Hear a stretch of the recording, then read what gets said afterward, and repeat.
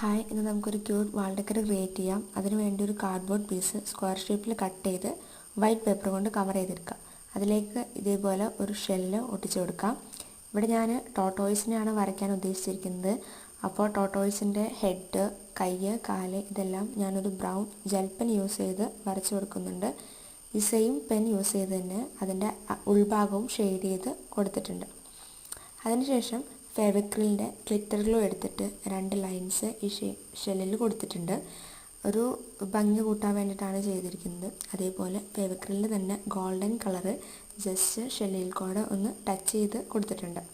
പിന്നെ ബാക്ക്ഗ്രൗണ്ടിൽ ഒരു ബീച്ചിൻ്റെ എഫക്റ്റ് കിട്ടാൻ വേണ്ടിയിട്ട് വൈറ്റ് കളറും ബ്രൗൺ കളറും മിക്സ് ചെയ്ത് ഒരു ബീച്ച് കളറാക്കിയാണ് കൊടുത്തിരിക്കുന്നത്.